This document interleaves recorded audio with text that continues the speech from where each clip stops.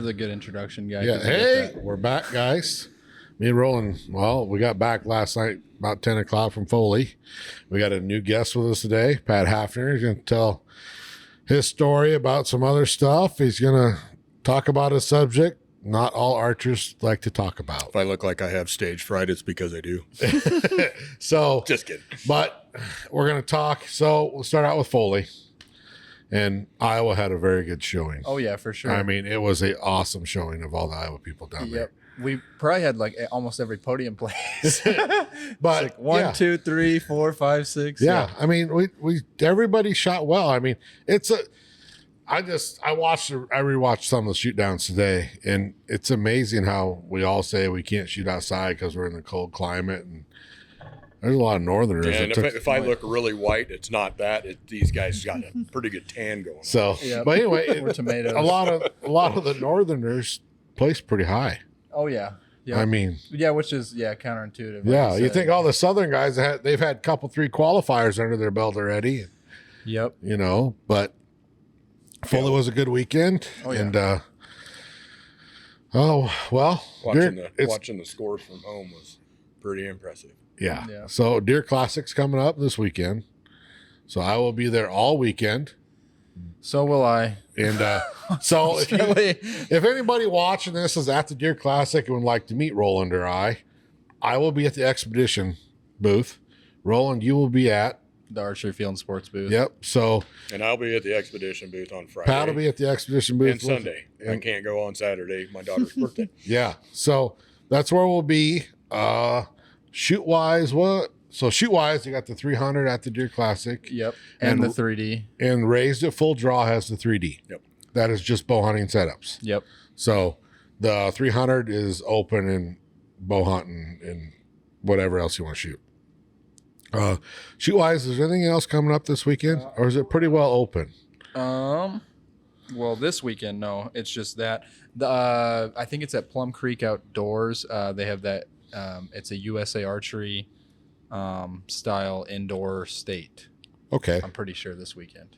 Okay. Same weekend as Deer Classic, but yeah. Then after that, it's the Total Outdoorsman. Yeah. Well, next week will be the 12th, right? 11th and 12th. Yep. Yeah, that will be your 2-man money shoot here. Yep. 11th ours 2-man money shoot, and then the 12th. What do you guys have? We are the 18th. Okay. So March 18th will be my 2-man money shoot, and the 19th I will have it open for open shooting. Then the 25th is a scramble at TO, and I'll have it open the 26th for open shooting, and that'll end our indoor 3D season there. Oh, okay. So yep. Hopefully down the road, hopefully the weather turns and we start shooting outside some more. So yep. Which it's supposed to be about 50 all week, I think. Yeah, I think it's gonna be windy. Oh, that's not fun, but otherwise. Yeah, otherwise, well, Pat, you ready? I guess. Let's get her started. Let's kind of Pat's got a real good story, guys. So first off, before we get going, good job at Foley. Good job at Foley. Thank you. 2 top 10s. Yeah. That's spectacular. Yep. How many top 10s did we have? We had to have had like 5 or more. Well, I was top 10. Dimitri was third.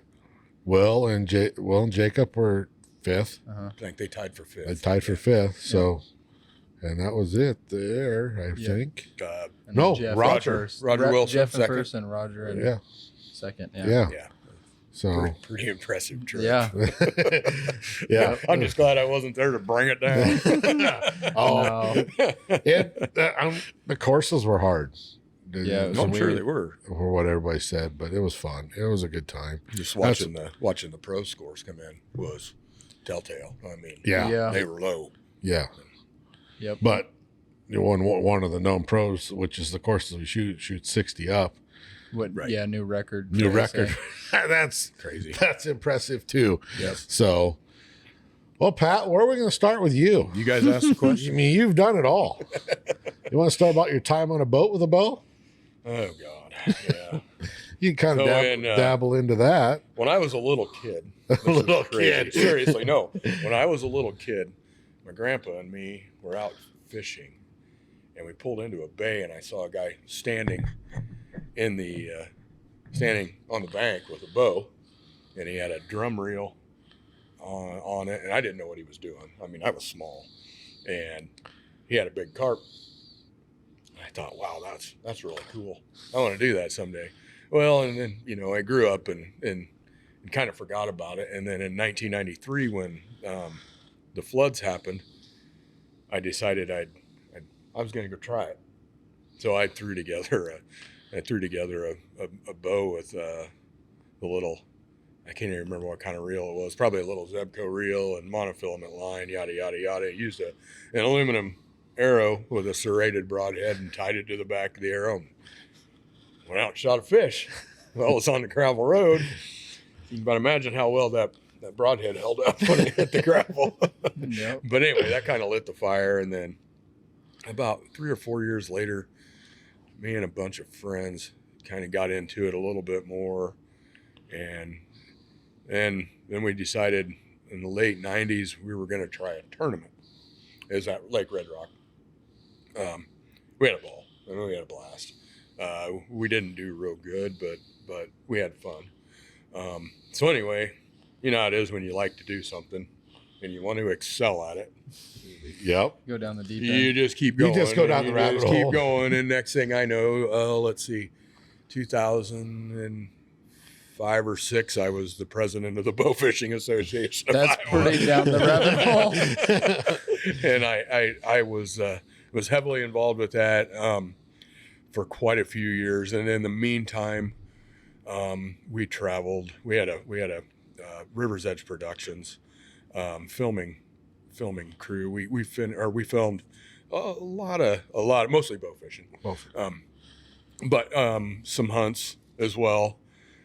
We had actually some very, very high dollar, I don't even know how to want to do it, well produced DVDs. I've seen some of your films. They're actually pretty good. Yeah. They for at the time it was kind of the state of the art. Now it's all electronic or what we're doing here, you know. Yeah. So got the opportunity to shoot in the World Championship in Algonac, Michigan.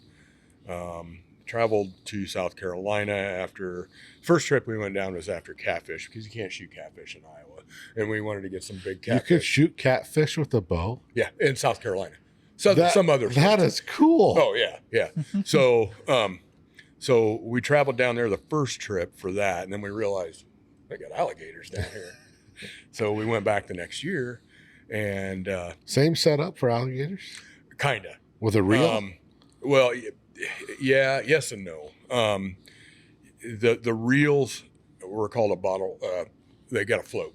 Okay. So when you shoot the alligator, it peels all your line out, and you go get the float, and you just you go find the float, and then you just work the alligator to the boat, and then Club him?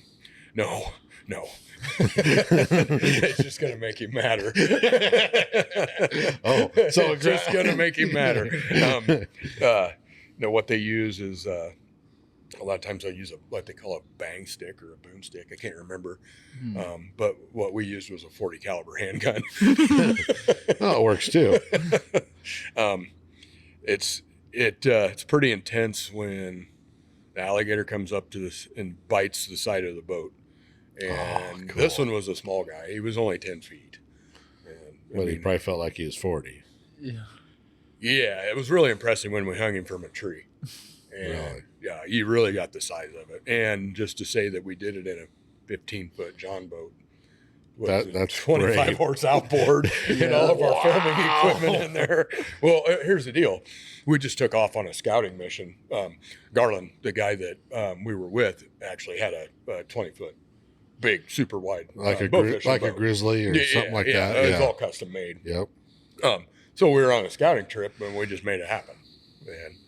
And the 10-footer, he would have actually been longer, but part of his tail was bit off. And then we ended up killing another one the next night after dark, and it was 9 feet and only had 3 legs. We called him tripod. One of his legs had been chewed off.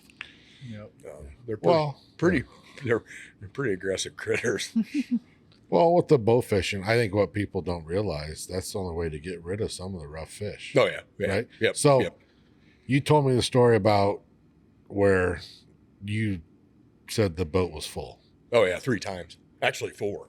I mean, Yeah, because we had to haul it back. Was Yeah, that Roland, the- you probably never heard this story. this is good. Okay, so in 2010, I think it was 2010. Anyway, Jeremy Liu, a good friend of mine, he was actually the founder of the Bowfishing Association of Iowa in 2001, I believe, 2000 or 2001. But anyway, he called me and said, "Hey, Illinois State Championship is coming up. I'd like you to go with me to see if we can win it." I'm like, okay. No Was big that- deal. I mean, it's just another bowfishing tournament. Was that Yeah. a 24-hour fish? Yeah, I think it was. I don't think it was 24 hours. I think it was 12. 12? Yeah, it's like 7 p.m. to 7 a.m. Okay. Which the 24-hour tournaments, I put a couple of them on. They're man killers. I mean, they're absolutely man killers. It was my bright idea to do it. But I did a couple of those. But the 12-hour tournaments, they're still pretty rough. So anyway, he had a 20-foot custom-built John boat with a 150 Merc on it and some lighting so we could see what we're doing. Well, anyway, we get over there and he goes, "Well, what do you want to do? Do you want to drive around on the Illinois River and see if we can catch silver carp in the boat, or do you want to go try to shoot because it was a double format type tournament." What do you mean by that, Pat? Double format. Double format was, okay, you could shoot fish with a bow. Okay. And I think it was a Big 10. So you just bring back your Big 10. Oh. And then the other format was the absolute most brought in by any means. Okay. So this is where it got interesting. There were some pretty stout teams there. Not saying we couldn't have done it and won it by shooting, but we're pretty new to the area. A lot of local guys there. So Jeremy said, "Hey, I've been over here before. I know how to load a boat with the silvers, the jumping silver. We've all seen them. Surely you've seen videos of the Yeah, silver I carp." think so. Okay. Well, the Illinois River is like the United States Mecca for flying silver carp. Okay. So, long story short, we decided, all right, we're going to give it a shot. So we drove from, I can't think of the name of that town. It was like just partway across to Illinois to Henry, Illinois. And it was a pretty good sized river. Deep, very deep. And Jeremy had done this before. Lo and behold, I didn't know what I was getting myself into. So anyway, we drove around in a big circle. And it got tighter and tighter, tighter. And then we drove through the fish.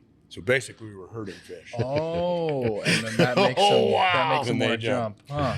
And I was trying to, all I had to do was try to keep the fish in the boat, to keep them from bouncing out. Yeah. Well, it's not too bad when the boat's empty and you're catching them and trying to direct them to get them in the boat. In the meantime, you're getting hit by 15-pound flying missiles. At the end of this, I was bruised from head to toe. That's crazy. I mean, literally. But you're having a blast. aren't you? Well, the first trip was all right. The second trip, okay, we got the boat full. The boat wouldn't even get on plane.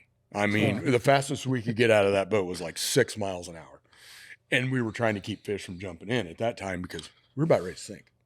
That's a lot of fish. It's a lot of fish. That's insane. So anyway, we go to the truck. Like, so now what? Oh, we got to unload them. Like, oh my God. So he was smart enough to put a cattle panel in his old pickup. You know, how the old days the farmers put the panels around so we could load that thing clear up. So we unloaded it, and it was starting to kind of suck at that time. Of course, it was 98 degrees. So anyway, we got unloaded and we went back out. We did the same exact thing.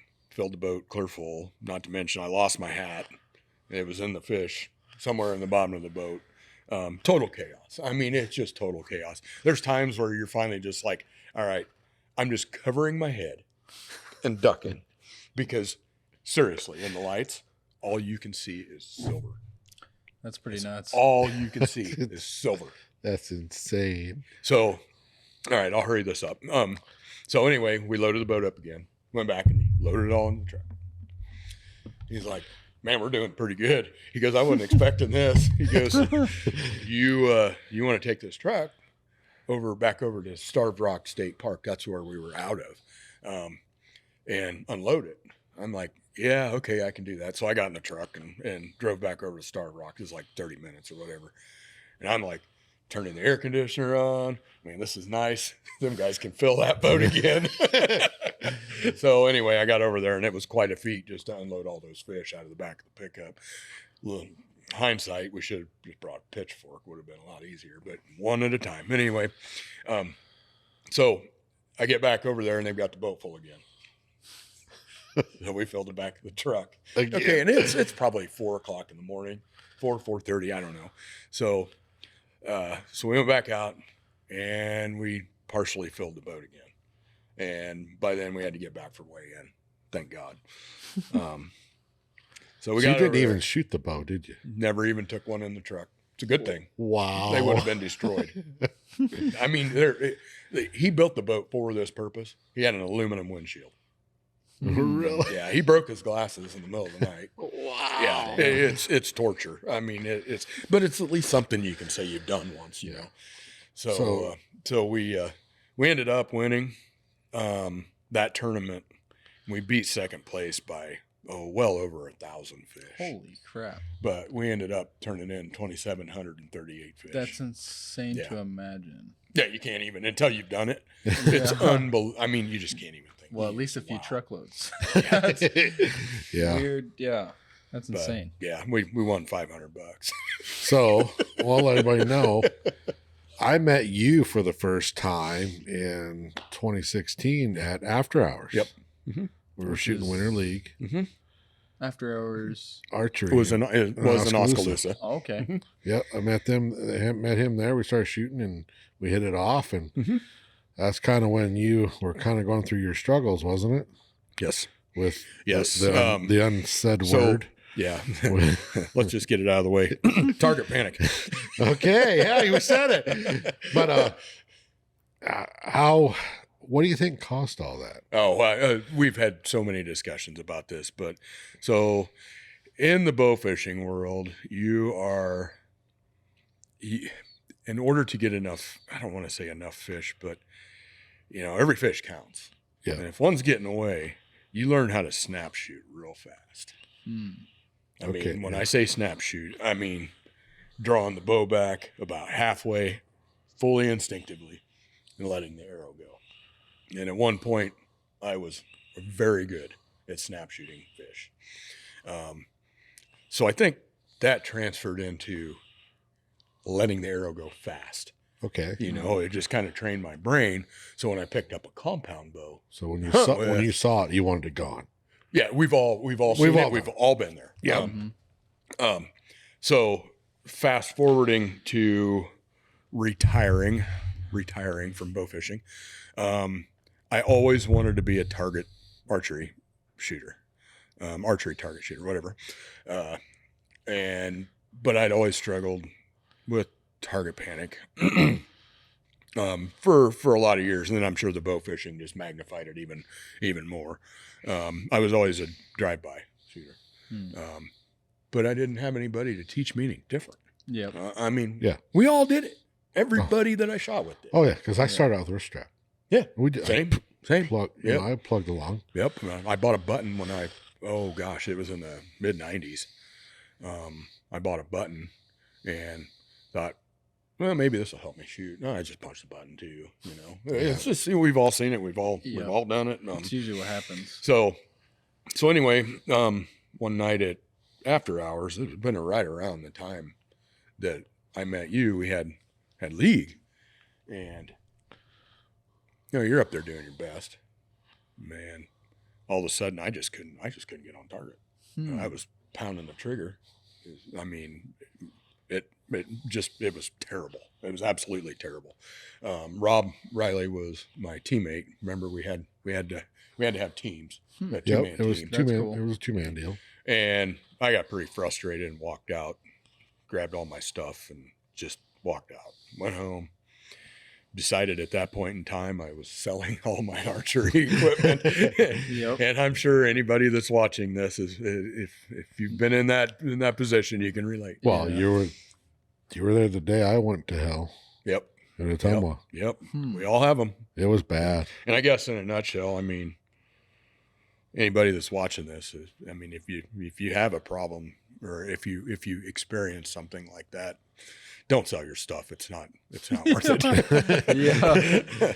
So anyway, I didn't want to leave Rob hanging, for the rest of the league.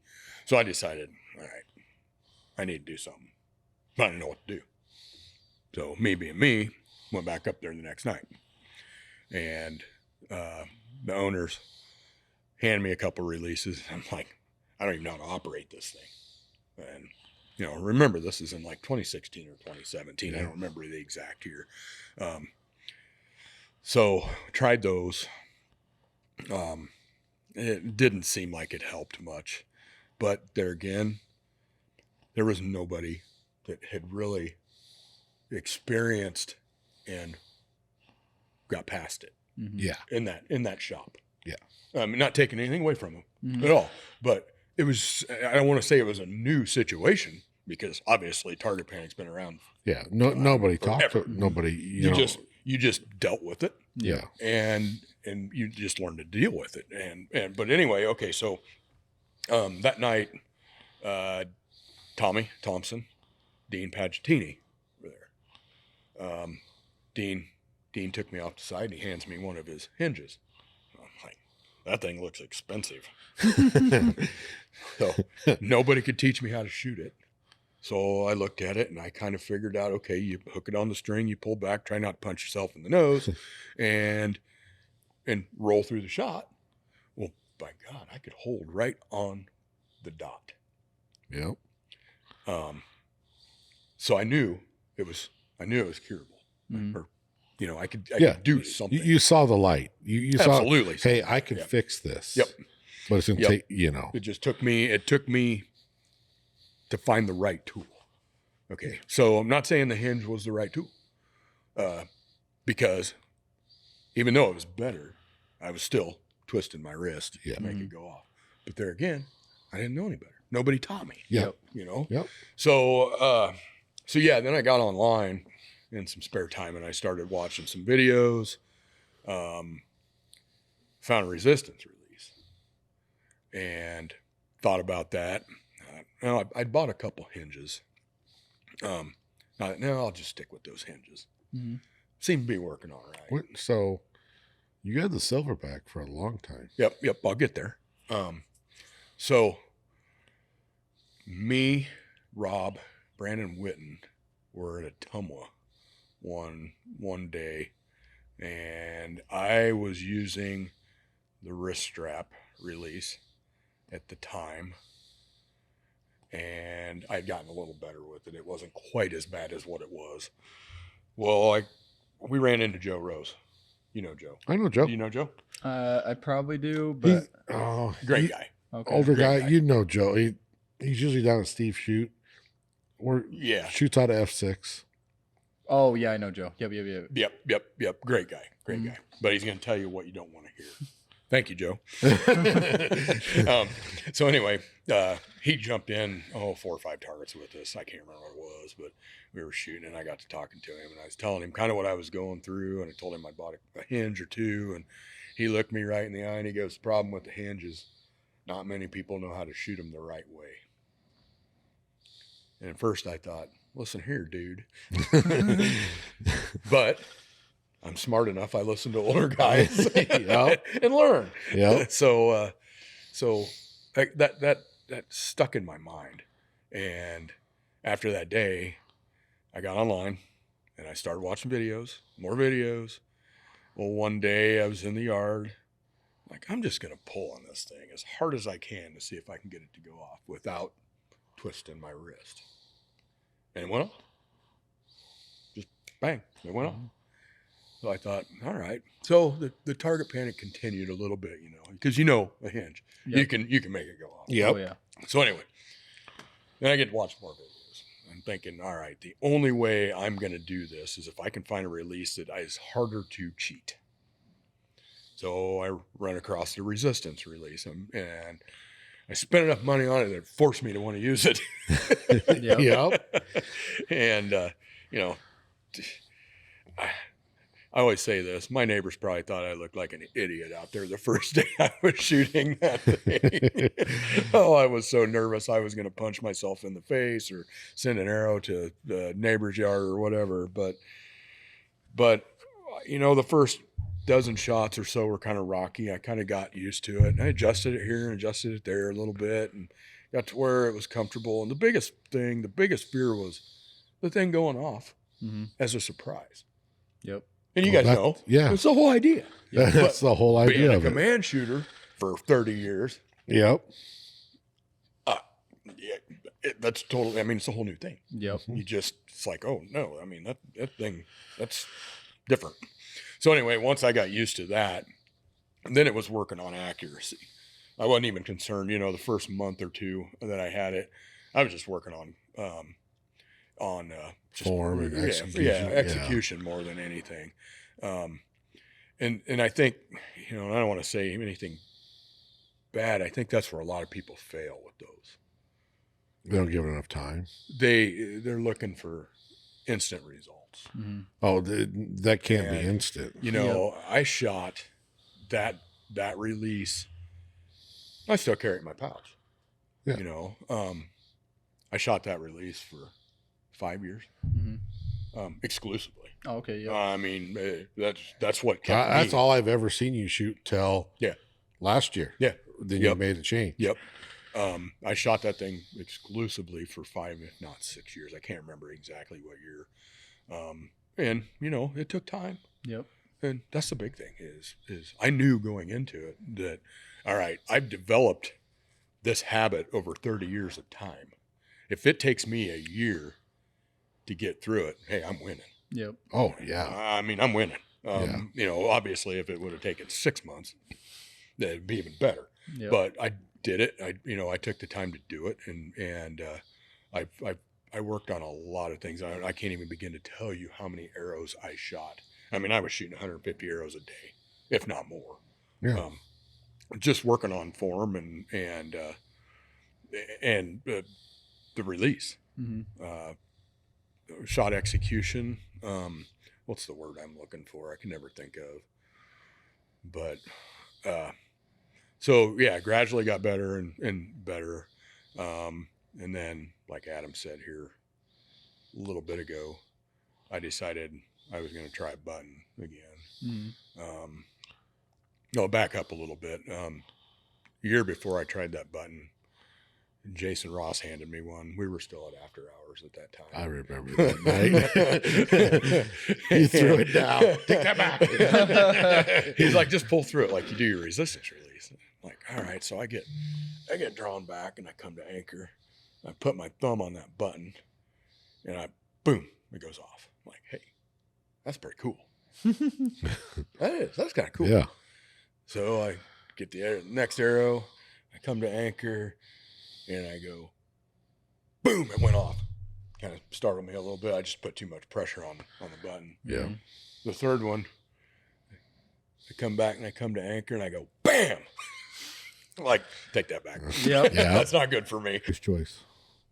Yeah. So the wise choice was, I got it last about a year ago.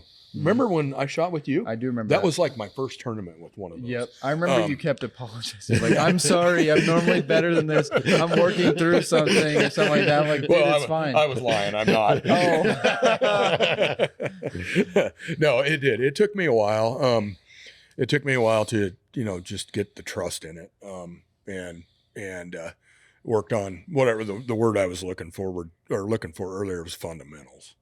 I learned through the course of all of this, getting through, I say that lightly, getting through target panic, and I'll touch my thoughts on that here in a minute. But getting through it was working on fundamentals, breaking your shot process down. Mm-hmm. We talked about practicing letting down. I know it sounds dumb. I practice letting down. Yep. Because if you don't practice it and you're uneasy, you're never going to let down. Yep. Yeah. And because what happens if the arrow takes off? Well, as long as nobody's in front of it, it's an okay thing. Yeah. But, so, and there were times when I was going through this, and I'm not trying to get sidetracked, but where there were nights when I just draw back, come to anchor, let down, draw back, come to anchor. It's let really down. helpful, actually. Watch your float. Watch when your float starts to break down. And then I can't tell you enough how important it is to blank bail. Oh, yeah. Take your mind off trying to hit anything. Just work on the fundamentals, work on, your execution. That's a big thing I see. So you say blank bail, but you know how long your shot takes to go off. I do. Mine is 12 seconds. Yeah. Anything longer than that, I'm letting down. Yeah. And Roland, you know how long yours takes too, roughly. I'm really bad with that, but yeah. But you know, my mind has a thing that pops in my head. There is a point in time you're holding way longer. You need to let down. Yeah, it's usually when you're thinking about needing oxygen. Yeah.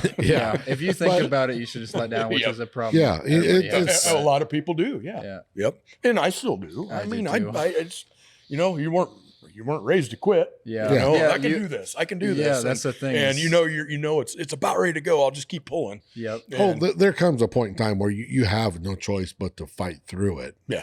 Yeah. And when, if you're watching the clock on a Vegas round or you're at an ASA and you've already let down twice, you're at that third one. You got to do it. Yeah. And when it won't break, either you smack the shit out of the butt or me in Peoria.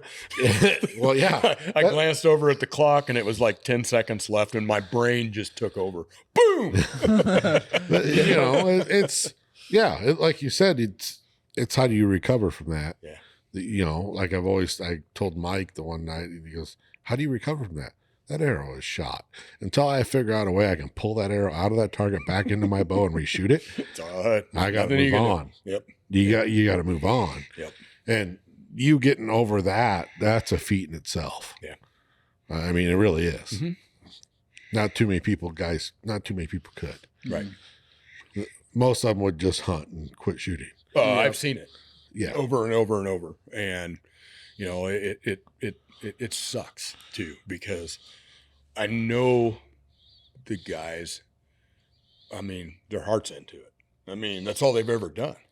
Yeah. And then they get caught in the whirlwind that I was caught in. And they don't, I don't want to say they don't have the drive. They don't want to take the time. Mm-hmm. And I hate it because with, like I said, 30 years of building a bad habit in less than a year, you're winning. I mean, it's do the math. I mean, I feel like the main thing that's daunting about it is it's a lot of, especially if you haven't looked into it, it's like you don't even know where to start, and so it's like precisely. Yeah, it's it's way too overwhelming. I know there's something wrong. Is there a gadget that can fix it? Probably not. But somebody will advertise it like that, though. If you don't know how, if you don't know you have it, it's hard to fix it. Well, and I didn't know what it was. Yep. I had no idea what it was. You just figure I just thought it was normal. Yeah. Who could come down on that target and bump the trigger at the right time to make the arrow go in the middle? Yeah. It was normal. You were thinking, man, he does that really good. Yeah. No, I can do it really good for a long time. But yeah, it just, learning things, asking questions, watching videos, it makes you go, oh, this isn't normal. And the past few years, I've learned everybody shoots differently. Mm-hmm. You got guys that can sit there and smack the trigger and shoot great. Absolutely. You can't take nothing away from them. No, you can't. Just this weekend, we saw it. Yeah. And it's like, okay, you've got that figured out. Yeah. I mean, but if he shot that way all the time, he has trained himself to do it. Yeah. Yeah. And, I watched one of the very good shooters at our ASAs using a wrist release, shoots in, he bumped up from K40 or senior 45 up to 50 this year from lacrosse. What's his name? Yeah. Oh, God. Dan. Yeah. That guy curls his finger around that trigger, and you never see his finger move. And he is very good. Yeah. Oh, yeah. Very good. I mean, anymore, I try not to watch how people shoot. If you can repeat it every time and stay relaxed, do whatever works for you. Mm-hmm. You know, but you knew what you were doing wasn't working. Yeah. If you can admit it's not working, what do I do to fix this? Yeah. The biggest thing, all jokes aside, the biggest thing to I don't want to say recovery because it sounds like an alcoholic. The biggest thing to recovery is admitting you have a problem. And in my situation, I didn't know I had a problem. I thought it was normal. It's even knowing you have a problem. But then once I started talking to people, yada yada yada, it was like, hey, this isn't normal. Let's try to fix it. So here we are. And I tell anybody that goes through it, and I'm, don't take my word as golden by any means, but anybody that goes through it, patience and persistence. Mm-hmm. I mean, you've got to stick with it. You can't go for 2 weeks and go, oh, this I'm not seeing progress. The first couple of weeks of changing to a release of that style that you've never handled, it's going to be rough. Mm-hmm. It's the same thing with changing bows. Mm-hmm. Yeah. Right, Roland? Yeah. Somewhat. This one was easier than others, but yeah. But yeah, it's all change is hard to do. Yeah. Yep. Because in archery, it's all muscle memory. Yeah. I don't want to get too far into it now, but especially patience that you said, like that was my biggest part. I never had like bad punching target panic or anything like that, but I've had definitely patience target panic. Like I'll be like, oh, it's about to go, and I'll tense up. And it took me a long time to even realize that was like not what everybody else did, because I was like watching the pros, like, man, they look so calm. Like it looks like they literally don't move. And it's like, oh, and then that was one of the big breakthroughs with me. Is like you just need to be patient. You need to be like, it's gonna sit there, and you're gonna let it, and you're gonna be okay with it. That's like hard to do. Yeah, well, it's very difficult. And the other thing I'd say too is don't look at your pen. Look at where you want to hit. Yep, for and sure. You know how hard that is for me. And here I am telling, just look at where you want to hit. Just look at where you want to hit and execute the release. Anymore now, I draw back, and if that pin is just sitting there, I let down. Because really? If you it prefer just to move. it needs to move a little. If it just, I've heard a lot of people like that. If it Jesse. just, I'm gonna sit and stare at it, man. It ain't moving. Look at that.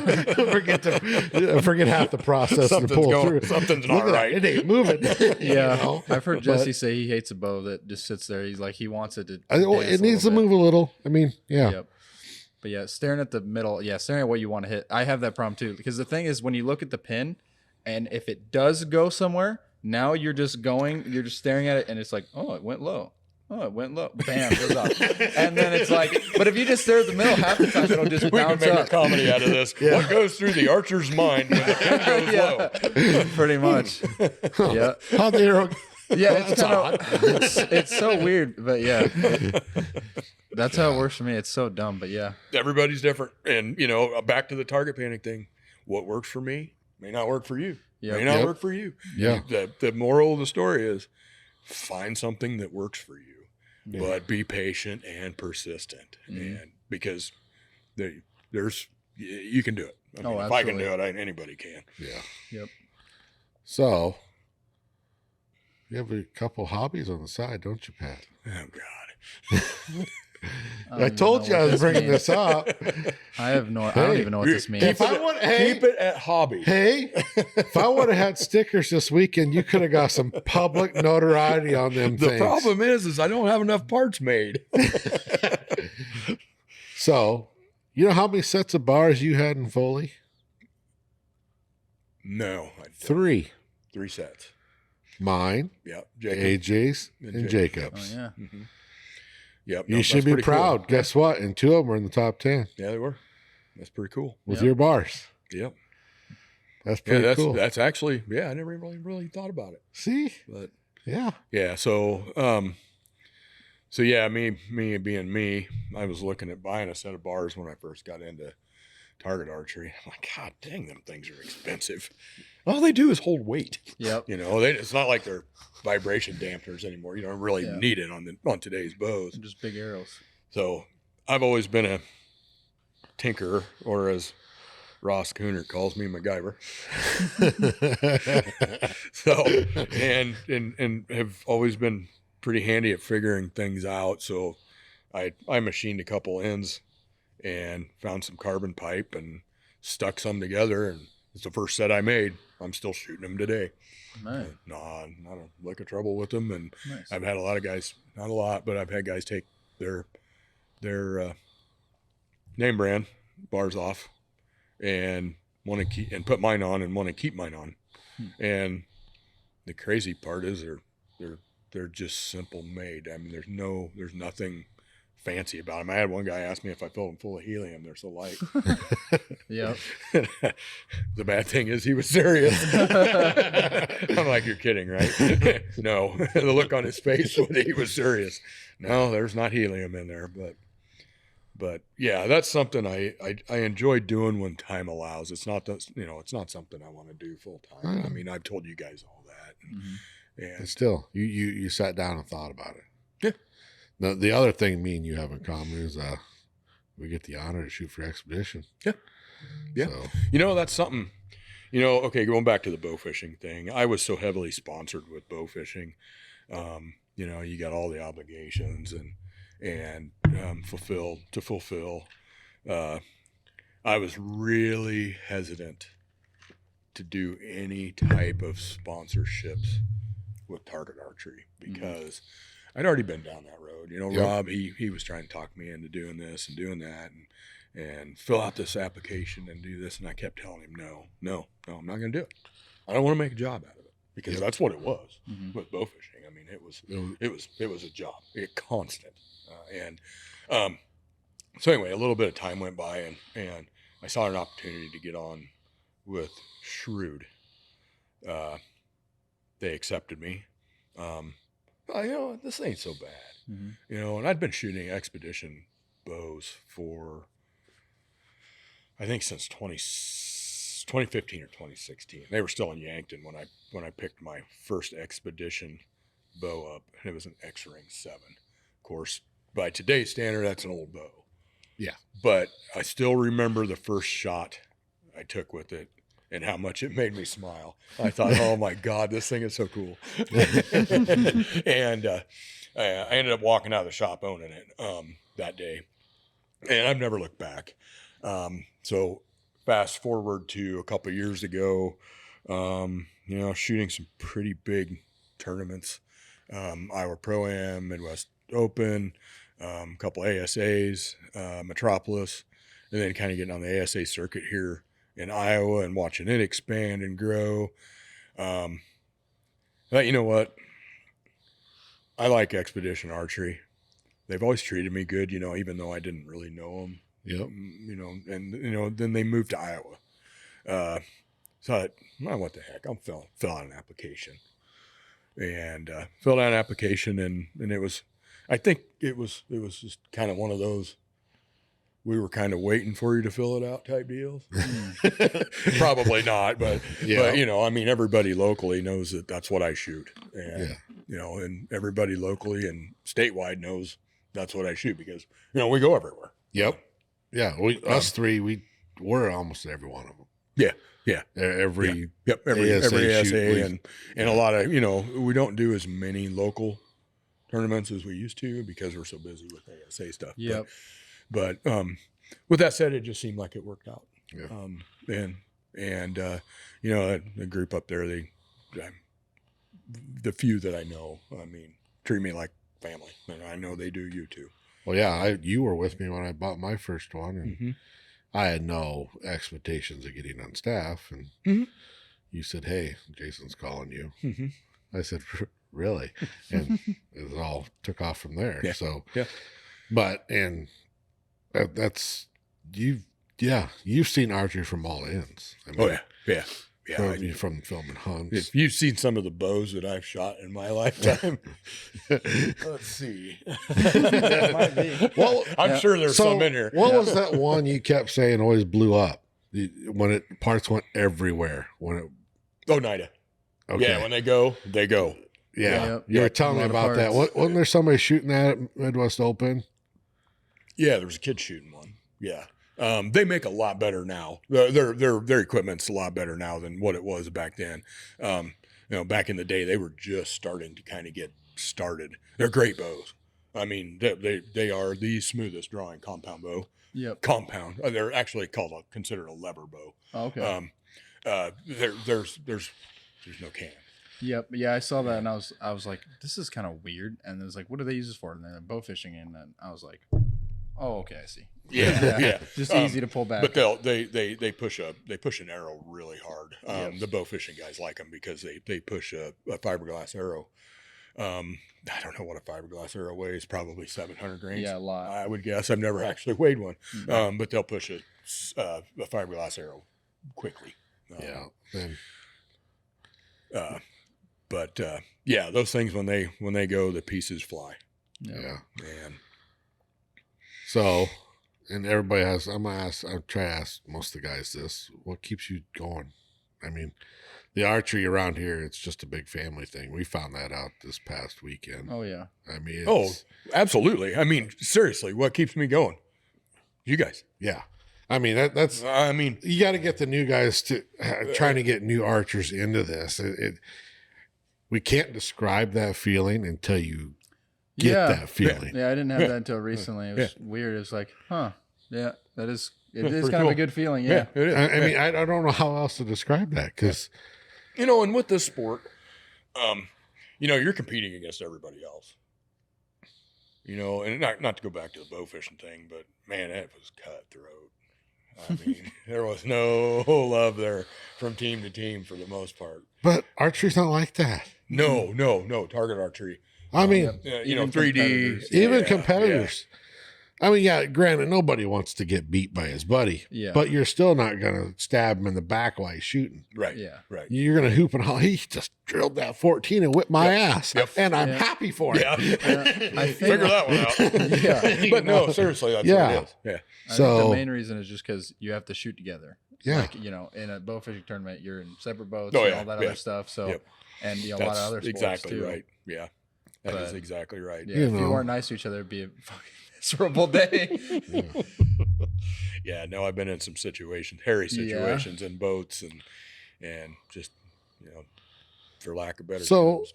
What do you tell the new guys that wants to, I mean, you can take your hunting bow and come out and shoot anything you want. I mean, what do you tell them?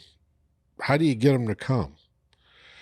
I mean, without giving them a whole bunch of stuff to come. I mean, how? That's a big question. That's always treat them like you guys and everybody's treated me over the years. Yeah. And I don't have their back. Yeah. There hasn't been a shoot I haven't been to that it didn't feel like that. Mm-hmm. Mm-hmm. And like we touched on last week with Gavin's shoot, that was by far the hardest thing I watched was the end of that shoot, giving that award away. Yeah. Mm-hmm. That I was there wasn't a dry eye in the place. I wasn't ready for that. Yeah. Yeah. And I really if that doesn't tell you the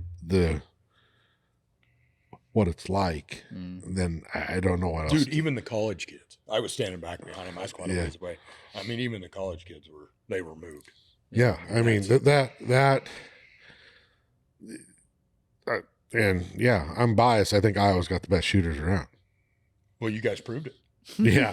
But, it's. I know what you mean, though. And if we could get more guys to just come want to try it. Yeah. I don't care what tickles your fancy of what style you want. If you want to go in here and pound paper at 20 yards, that's fine. We got guys that love to do that. Mm-hmm.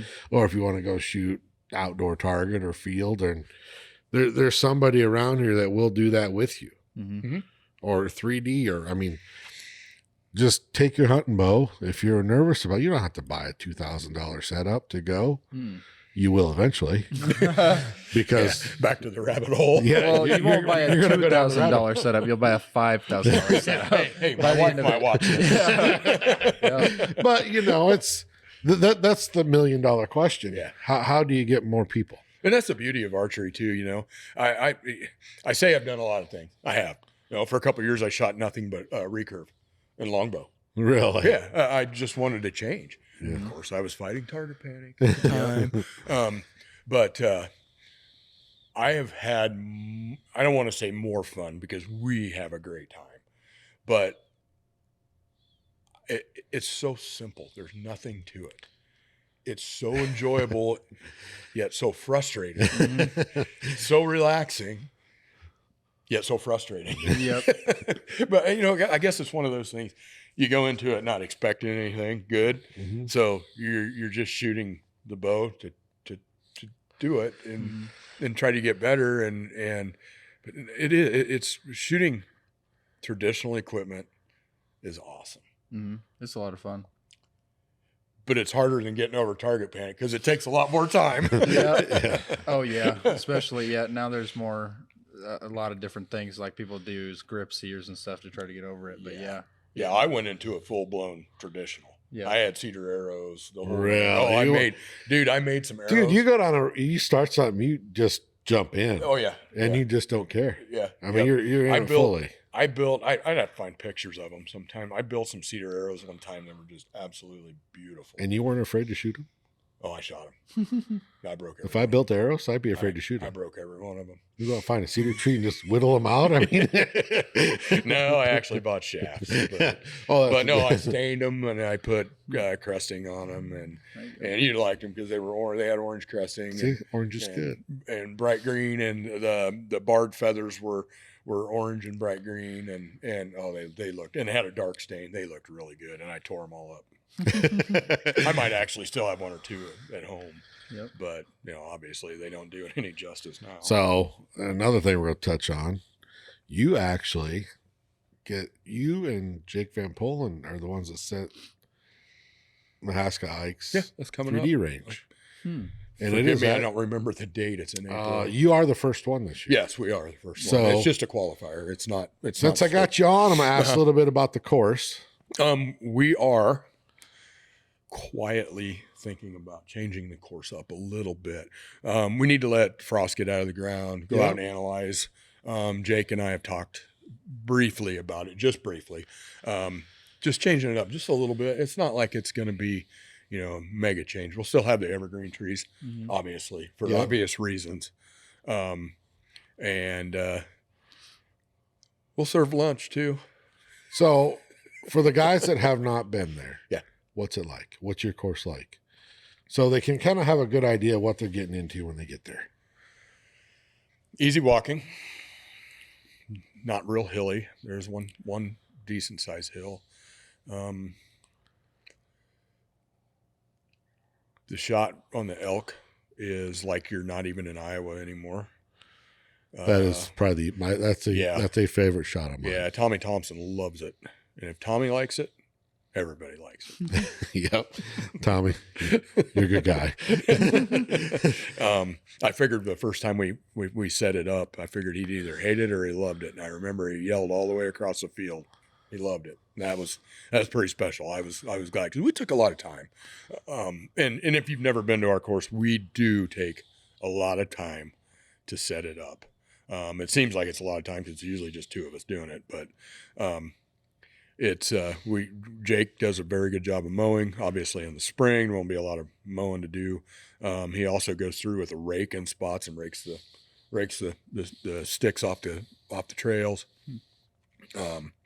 So yeah, there's a lot of time involved, but we both enjoyed doing it. Yeah, we enjoy seeing people come and have a good time. You guys put a hell of a shoot on. Thank you. You really do, and I'm honored that you're going to hold. You guys get to hold state this year. Nice. Yeah. It's going to be pretty special, I think. I mean, that's pretty cool. That's one of the closer ones for me and Roland. Mm-hmm. Yeah. Otherwise, we're driving 3 hours all the time. Yeah, if I remember right, looking at the date, the downside of it is my anniversary is on one of those 2 days. So Jake might be on his own one day. But yeah, it's a good course. And you are the only one I know of right now that delivers lunch. Yeah. That's why I said we'll serve lunch. I remember that. Yeah. I was trying to remember for sure which one is which because I've only been to them once now, but yeah. The way our course is set up, the clubhouse is so far away. And I told Jake before our first one, I said, everybody's going to be out there at noon. Because we start at 10 and it goes until normally 2. Yeah. And, why don't we just figure out a way to get lunch to them? And he goes, we'll just haul it out. I'm like, perfect. and we got a lot of compliments on that. Yeah. It shocked me, actually. Yeah. I didn't think that it would go over as well as it does. But yeah, the plan is, as far as I'm concerned, we'll still do the same thing at both state and just in the qualifier. You never know. We may end up with a caterer for state up on the hill or something. Yeah, I don't know. I think we're gonna. After the numbers I saw this weekend down there, I hope Iowa numbers are high with people wanting to shoot. Because I think there's a lot of guys that I talked to. It was their first time ever shooting in Pro-Am. Wow. Yep. I mean, a few. I mean, that's pretty good. So I'm hoping it'll trickle over into Iowa. We get some new shooters signed up. Well, speaking of that, has Tad ever shot? Nope, that was the first one. He's actually never shot an ASA tournament. Yeah, At the state and he level. went to Foley. Yeah. Yep, and shot I think 16 up or something like that. Yeah, I can't you got remember. 12. Incredible. Yeah, that's So, really good.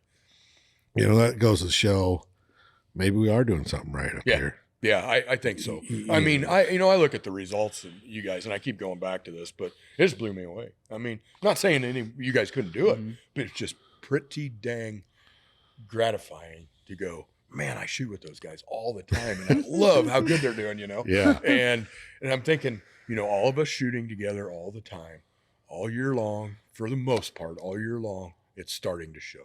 I agree. Yeah. Well, because a lot of other I'm states gonna they quote have that. Joey right now. Iron sharpens iron. Yeah. Yeah. It really does. Sure. Yeah. I mean, it shows. I mean, Yep.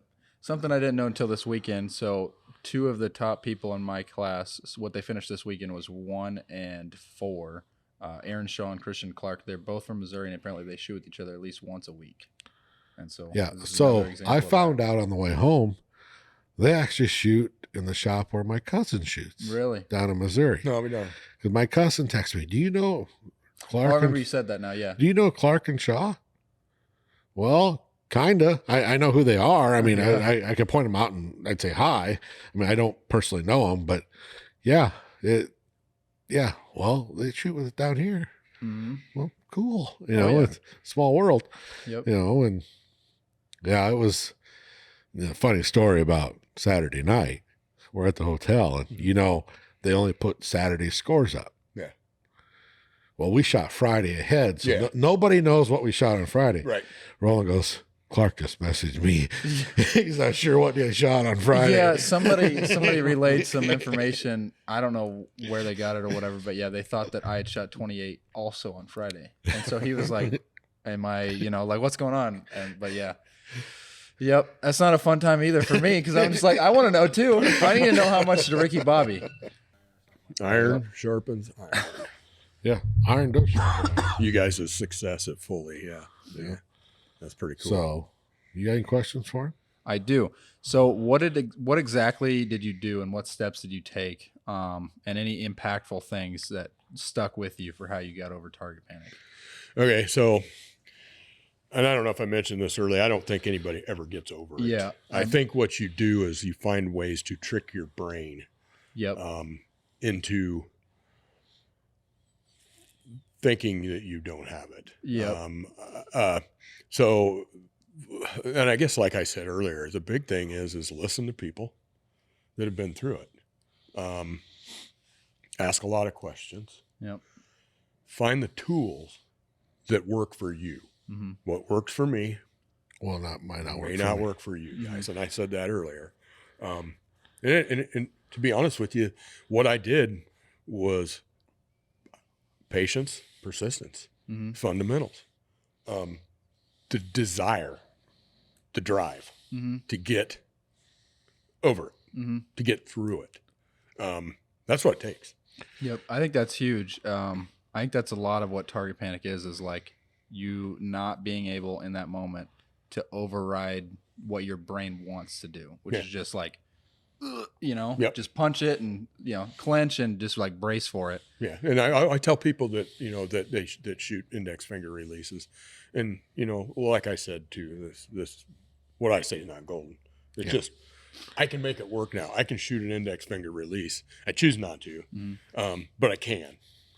And I do it like Dan does, Strasser. Yep. You wrap that finger, get that trigger right in there Don't do it out here. Yep. Because that's where your brain, this is what triggers your brain to go, Yep. it's that thing's made to touch stuff, feel stuff. Get it back in there behind that knuckle and then pull and squeeze. Mm-hmm. And I've talked with people over the years that are shooting those, and I say, hey, try this for me once. And they kind of look at you funny, like, well, they're going bam, bam. And I said, just get that finger in there and then start aiming and then pull. Yep. And I've actually had people go, my God, that works. Mm-hmm. Whether they stuck with it or not, I don't know. But I've had people help me along the way. I enjoy helping others. Mm-hmm. And, I'll help anybody, but I'm not going to just walk up to you. If you ask me for help, yeah. I will give you as much knowledge as I can give you. Yep. That's the worst part about it too, is like we talked about people not knowing if they have it, or not knowing that they have it, or that it even exists to begin with. Mm-hmm. But it is also kind of hard to go up to somebody and be like, hey, you're doing this wrong. But yeah, I try to give like a gentle, like if they ever start going like, saying like, complaining about their shooting or whatever, then I'll be like, use that as the doorway, Yeah. And I would fully expect you guys to go, hey, in a situation like that, not necessarily target panic, but your form's jacked up a little bit or something, or maybe try this. Yeah, we've shot with each other enough. Yeah. We tend to notice, what are you doing there? Yeah. Mm-hmm. I Roland filmed me a few times before I watched it. I go, okay, we're good. Mm-hmm. Everything's where it should be. Mm-hmm. And I can tell 100% of the time when it's not. If I can't get the shot to break because I'm not standing up straight, 100% of the time. Yeah. That's what it is. I'm not in my back. too. Yeah, and we all will figure that out. I mean, everybody. It takes that kind time. of thing out. Yeah. Or the shot breaks and you go, God, fuck, before it gets to the end. And you're ready. Before it even hits the target. You already know before it hits the target it was a bad shot. damn But it takes thousands of shots to get there. Yep. Encouragement too. I mean, from others, that's huge.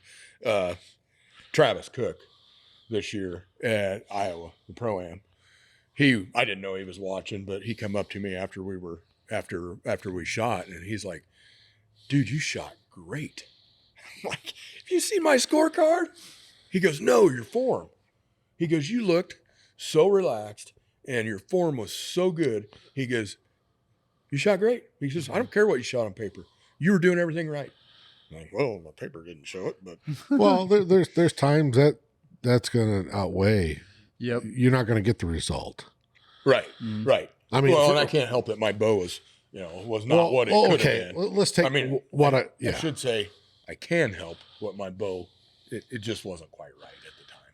So, like what I shot in Foley last weekend, I had a good weekend. Mm-hmm. Can I repeat it? I don't know. Oh, yeah. Absolutely. But I can't just say, yeah, I'm going to be able to do it. You don't go to the races to get last place. No. You go to the races to get first place. Yeah. You can do it. But I'm saying is, I got to keep working at it. Yeah, absolutely. I can't just stop now. I No. did that. It's going to come to me every time. No, I got to work at it. Uh-huh. Yep. And it's the same thing And you're saying about it's tough because sometimes you just get bored with it.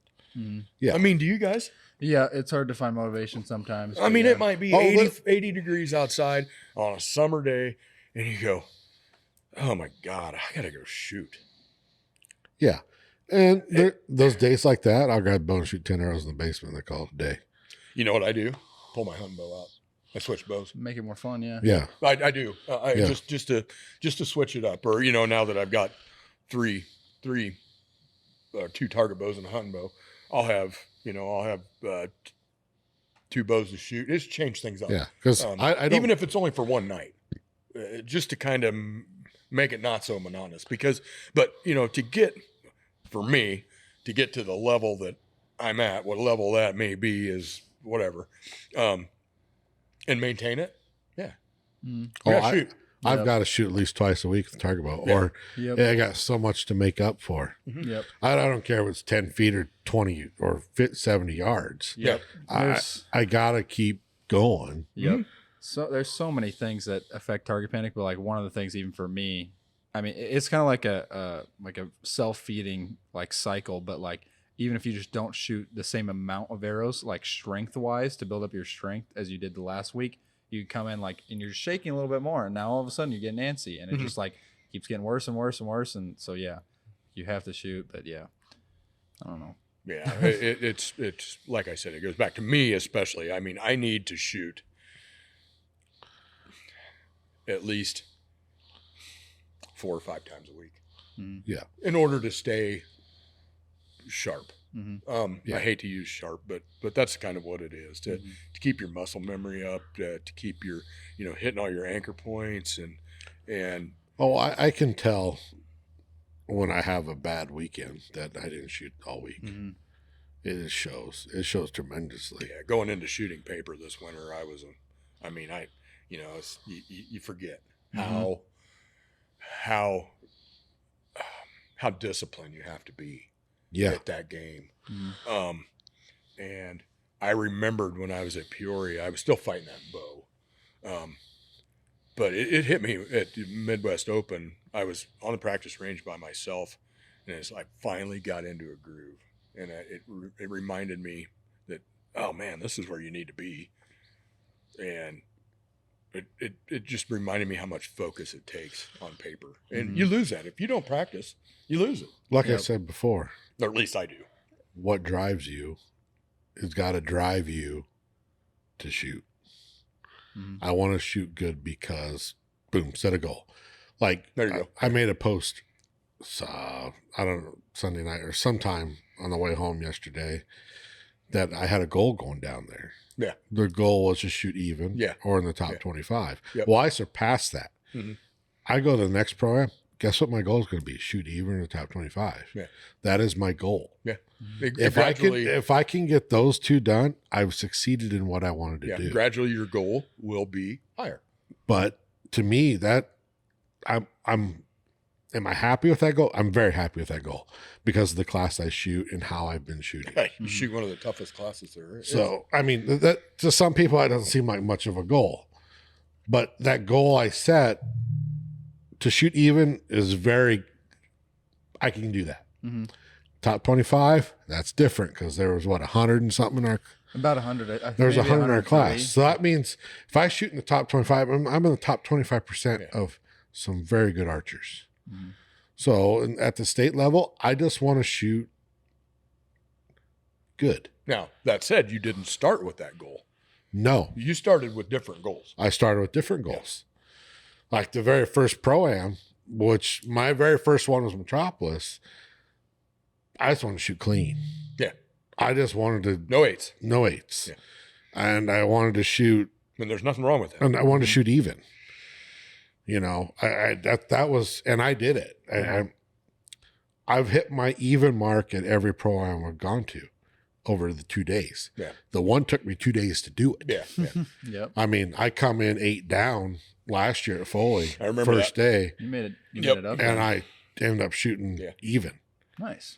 So that's pretty good in K45. And which, and you just things you got to set. I mean, I'm never going to go down with the mindset, I'm going to win this son of a bitch. No, I go down with, this is what I can do. You don't go to the racetrack and so with that, I know it's not apples to apples. I'm kidding. No, I know what you're saying, but with that being said, if you go down there with I'm going to win, absolutely. Think of the pressure you're putting on yourself. Yeah, this is archery, not racing a car. I went down there to shoot relaxed, and it will come. Yeah.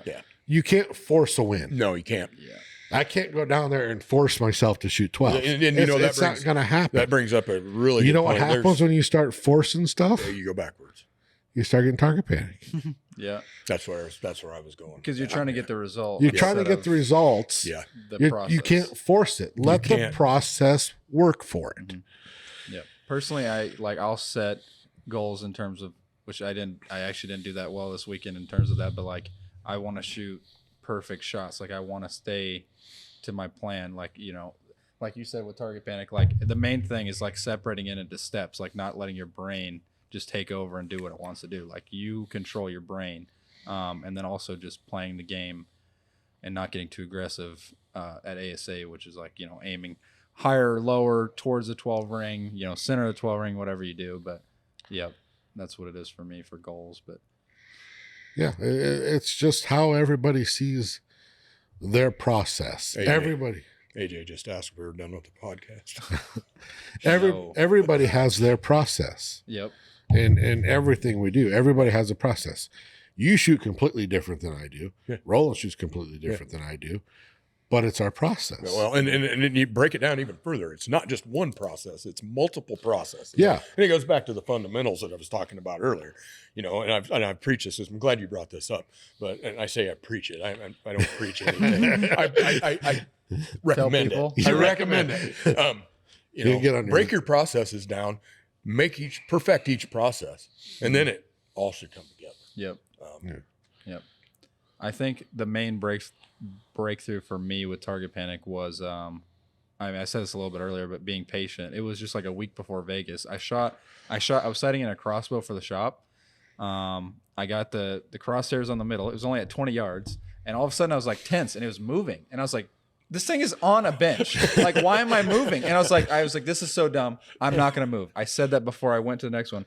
It had held dead steady. I perfectly slowly squeezed the trigger, and it went off, and it was like, huh. And it just kind of went in my head. It's like, okay, that's just what I need to do. I just need to tell myself that you're going to let it just be steady, and you're just going to slowly go through it, and it's just going to happen. And then I translated that into the bow. It's like, just stop freaking out. Just let it be there, and just just be patient with it. And sometimes that can be very, very hard to do. Yeah, with the bow, it's way harder than something that's on a bench rest, which that was, right. I think what helped me is it took that harder aspect out of it, and it's like, oh wait, this is dumb. You can do this. Yeah. Yeah. And sometimes you just got to stop and go, like what you just said. This is dumb. You're overreacting. Chill out. So work on the process and do it the right way. Yep. Another thing that helps me is if I'm actually at a competition. Mm-hmm. I try not to know what my score is. I purposely will score arrows. I will do everything in my power not to write the score down. Yep. I'm okay with that, but yeah. But I get that works for a lot of people. I don't want to know. Everybody's different. I don't see if I know what I got. Now I know what I got. Yep. Yep. And I feel like a lot of that, I don't know if this is kind of getting down the rabbit hole too, but there's a book called With Winning in Mind. You probably heard about it. I don't know if you've read it, but I forget what they call it, but you have a part of your brain that it's what you expect yourself to do. I am someone who shoots even. Or if you think it's lower, I am somebody that always shoots 8s or whatever. And if you have that in your head, your brain is going to somehow find a way to make that happen. But if you can break that out and be a lot of what they recommend is positive affirmations that you look at a few times a day. And so it's I am somebody who shoots even, or I am somebody who shoots strong shots. Mm-hmm. And then eventually that gets into your head. It's to where you believe it, But I'm not going to lie. I do know where I'm at. Yeah. Yeah. It's hard to not. Yeah. Well, it's hard to not. When you start, I mean, man, I've hit a lot of these. If you've dropped an 8, it's going to be up here. Yeah. I mean, I'm not saying I don't know what my score is, mm-hmm. but I know where I'm at. Yeah. Yep. Yeah. Now, honest to God, I didn't know when they read the score to me, I was that far up. Mm-hmm. All I knew was I had 2 8s. Mm-hmm. Yeah, which that'll stick in your mind. Yeah. Which I think that'll help you now is because a lot of times when that happens, you sort of accidentally, I'm using quotation marks, but you reach that higher level. Now that feels like that's what your baseline is. So now you expect yourself to do that, and it's a lot easier to do that. I bet it's going to be a lot easier for you to shoot that score than it was before. Well, because you've done it. Yeah, because if I can go through and never shoot any 8s, mm-hmm. I'm happy. Yep. Yeah. 12, because I always say this: 12s will come if you don't shoot 8s. Yeah, true. But you're also going to shoot some 8s if you're chasing 12s. That's where I'm at with the game. It's a balancing act. I mean, I used to shoot safe, but maybe run on the edge of unsafe chasing a 12. I learned a few things this weekend with my arrows, but I'm not going to. That's that's trade secrets. Oh, I know where you're going. That's trade secrets. We'll leave that alone. But I can maybe aim a little differently now. Right. You know. Yeah, and that's where I was going next was okay. So now to the point I've heard this over and over from people. Aim at the things. Yeah. Aim at the 12s. But okay, so before, let's say just 2 years ago, I was all about, okay, if I can just shoot clean, no 8s, it goes out the window when you start aiming at 12s because you're going to have 8s. Yes. The end.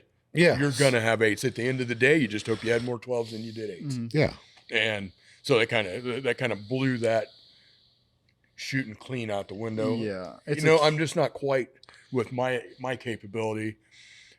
I'm just not quite there, and I don't want to go back to aiming safe because then all you end up with a bunch of 10s. True. It's like a calculated risk. Mm-hmm. As I feel like I've gotten better at my shooting, I started aiming less safe. Like I almost like walked the pin out to the edges. But yeah, for sure. Yeah. Mm-hmm.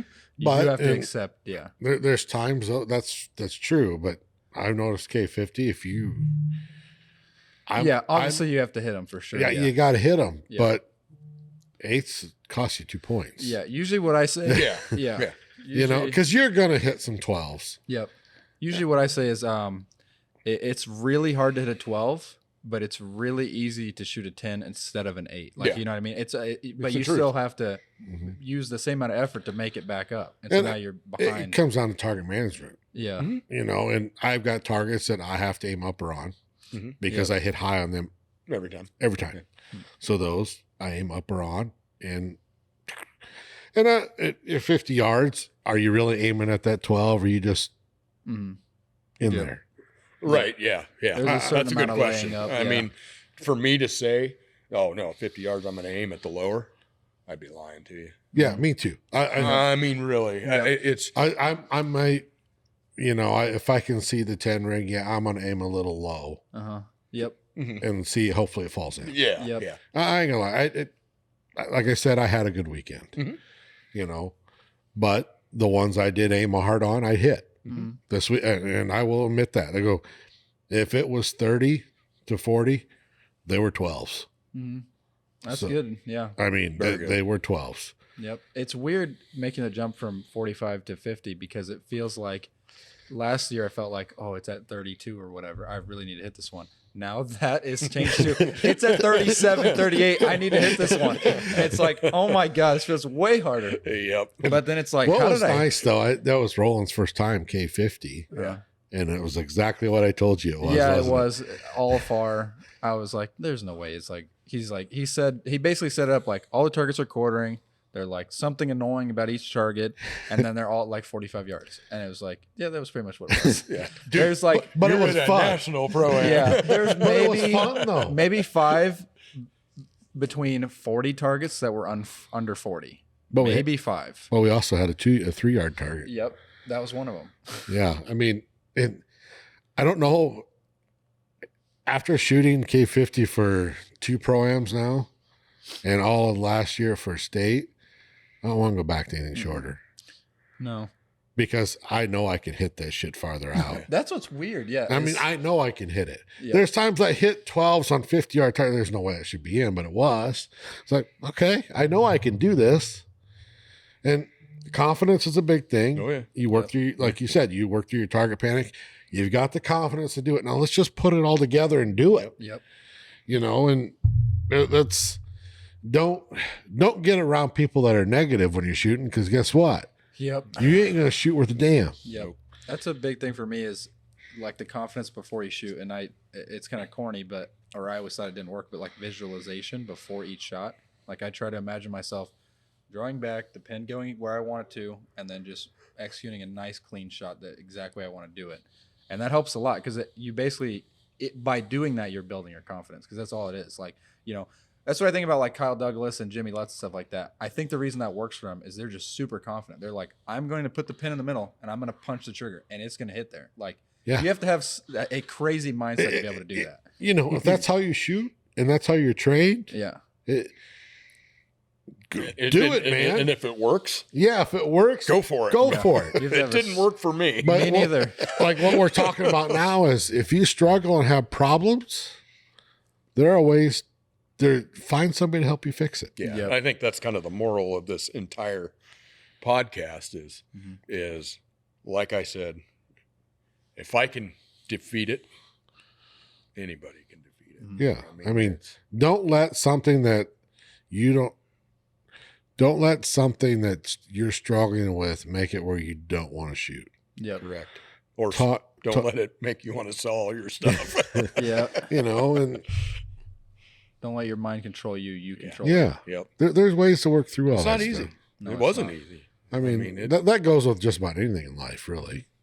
Yep. It- Tension release is a really good option for a lot of people, I think, if they're struggling with it, because it makes you focus on the process, because like it won't go off unless you pull. Yeah, it takes your mind off what's going on down there. Yeah, because you have to And pull what's going hard on enough back, to where it's what's like, going on back here. Yeah. So your mind no longer is, okay, I got to hold this pin dead center. Oh, wait a minute. I can't do two things at once. Oh, I've got to pull through the shot. Yep. Meanwhile, the pin's still right where you left it, but you're focused on pulling through the shot. And there again, if you've got the target panic problem and you want to try the resistance release, don't give up on it after a couple weeks. You know, stick with it. That's why I said I spent enough money on one I couldn't. Yep. Yep. Oh, yeah. Yeah. I don't know if you guys have ever, you probably have heard of the Joel Turner thing, the Shot IQ thing. I don't know how much you guys are into I don't know much about it. I've heard about it a lot. Yeah, I've heard a lot about it too. And I've never looked into it. Yep. I think I mean, a lot of people have found like various things over the years, but it's just kind of like a compilation and kind of a more scientific, I think, explanation of why it works. But the main thing is like it's basically the same reason that attention activated release works, is because it takes your focus off of aiming and puts your focus on something to do that makes the shot go off. But so like, even if you shoot a button, a good way to shoot a button is you wrap your thumb. Some people touch their thumb and their index finger together, so you can't even feel your thumb necessarily on the barrel. And then you just keep pulling until it goes off. That's like the key thing to do, because as soon as you like start looking at the aiming, now your brain is going to focus on the aiming, and then your subconscious brain is just going to make this go off whenever it wants to. So what we're saying is aiming is the issue. Pretty much. Focusing on the aiming is the issue. Well, Midwest Open, that blind guy was shooting. Yeah. Yeah, but he has excellent execution. Like, seriously. I mean, that was amazing to watch. Yeah, I forgot about that. Yeah. So, but yeah. But like, yeah. So we should probably end this one, don't you think? Yeah. So yeah, I got a long ride home. Like I said, this weekend we'll all be at Deer Classic. Please, if you want to meet us, come up to us. Don't do like I do with some of the pro archers. Don't go up there because you think we're busy. Yep. Yeah. Just come up and say hi. If you visit the Xpedition booth, they will have the new Series X light bows there. Yeah, kind of excited. They will be available to shoot. So don't hesitate to swing by and check them out. I think from what I'm understanding, they are going to be outstanding. Yeah. So I'm really looking forward to it.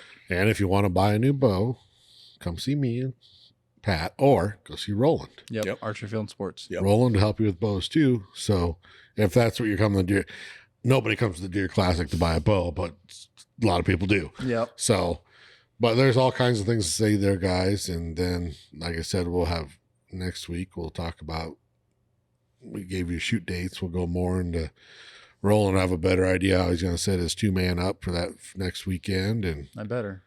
Yeah. So, hey, the first one went off great. Yeah. I thought it did. Yeah. I thought it great. I thought it was awesome. But it goes better than I expected to. Well, yeah, it was a good shoot. Had a few more teams than what you thought you were. Oh, that's definitely for sure. No, you ad-libbed well. It was good. Thank you. Other than the fact that I shot the wall. Yeah. Right back there. That happens too. But anyway, guys, thanks for watching. Yes, thank you. Thanks for coming on, Pat. Yeah, hey, thanks you for guys. Coming, thanks Pat. for the opportunity. It was fun. Yep. So, well, that's all we got. Stay tuned. Later. See you later. Hey.